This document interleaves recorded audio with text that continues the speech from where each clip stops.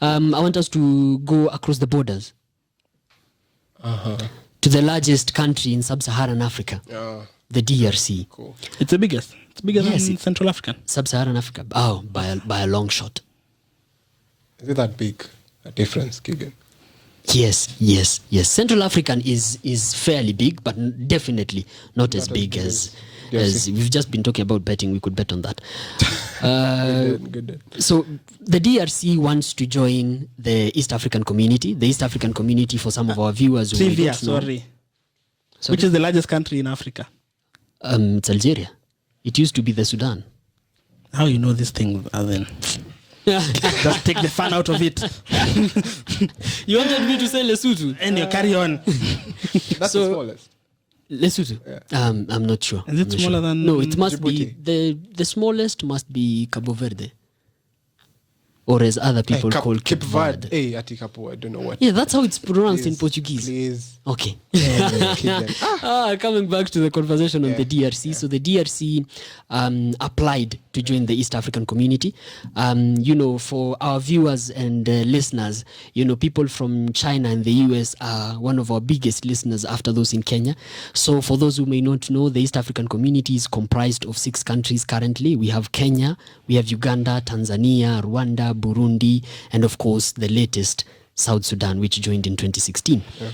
Now, it applied, DRC applied and approved the application, and the application went further to vetting, because for you to join the East African community, there are some things that you should adhere to, things like rule of law, governance, democracy. You're looking at me thinking about Uganda, and it's okay. Economics, a lot of economic performance. So what has happened is the committee that was supposed to do all those checks on the DRC have finalized it, and they'll be sending that report to the heads of state. Now, the heads of states are the ones, they'll be holding sort of like a summit in February or January early next year. So for them, they'll now approve. The decision will be made, on whether the DRC will be accepted into the EAC or not.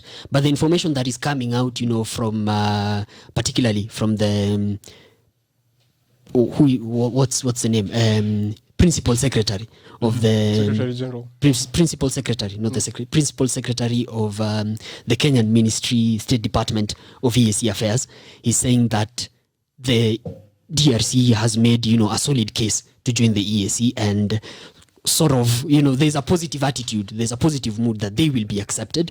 And today we just want to have a conversation about what the prospects look like, what benefits would the DRC gain if they join the EAC? What would the EAC gain? What would Kenya gain if DRC would join EAC? What do you think, Alia? Yeah, this feels like a business education question.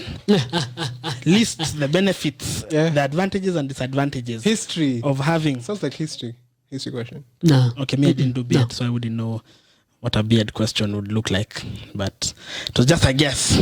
Yeah, but list. Yeah, of course, the biggest advantage would be increased trade.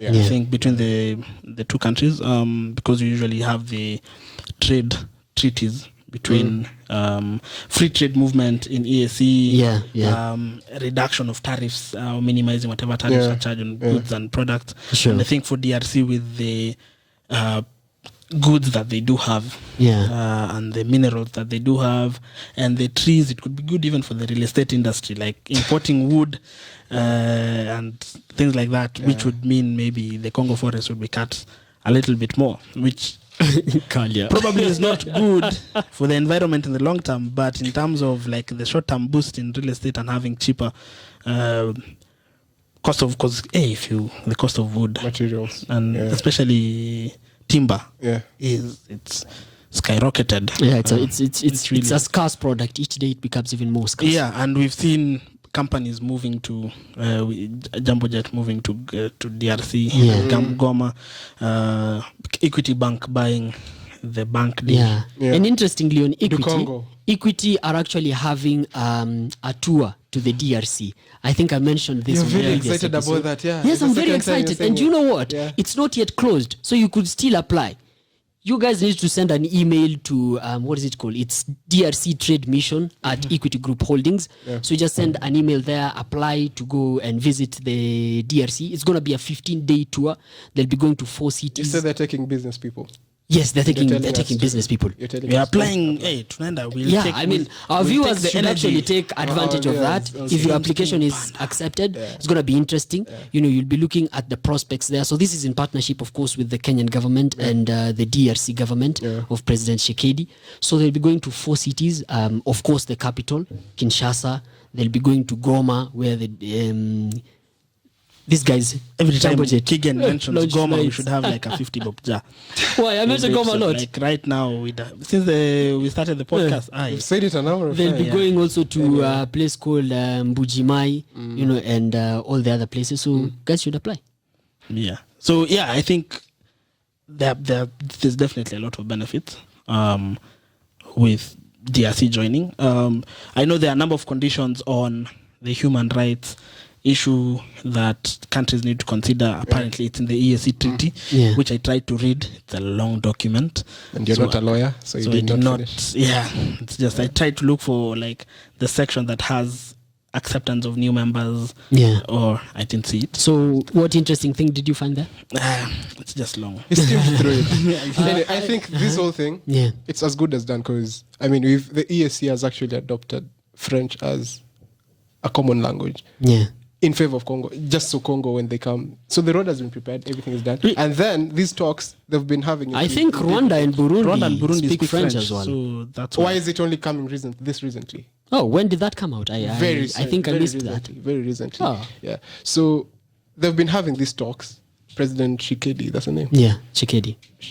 That one. Yeah. With the different heads of states. So he's had relationships with. It was in February this year. Had relationships February this year. Has had relationships with. Yeah, professional relationship. Okay. Kigan. and Uganda with Yoweri.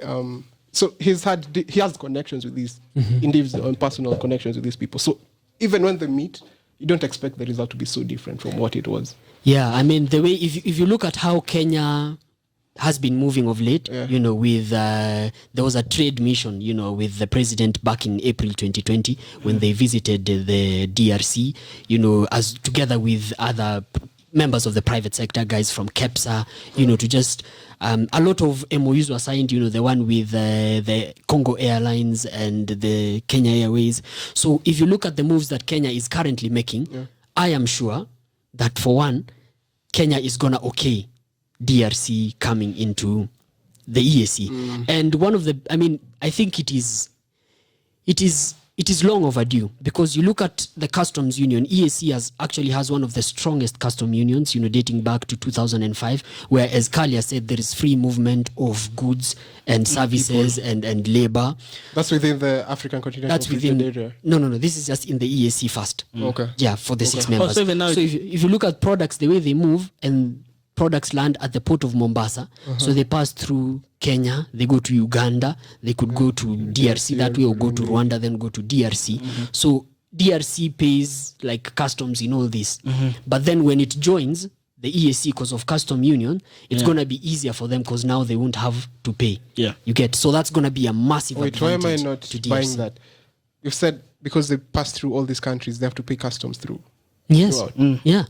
No, you only pay customs to the destination, the country of destination. No, when your goods pass through all those countries and you don't have a treaty with them, you have to pay. Damn, that's so expensive. Yes, and that's why they really need this, because if you look at how they trade and goods coming from Mombasa, it's gonna be a game changer for them. And I think that's what hurt the BOPs, because they've had BOP is balance of payments. Yeah, it's always been negative for the longest time.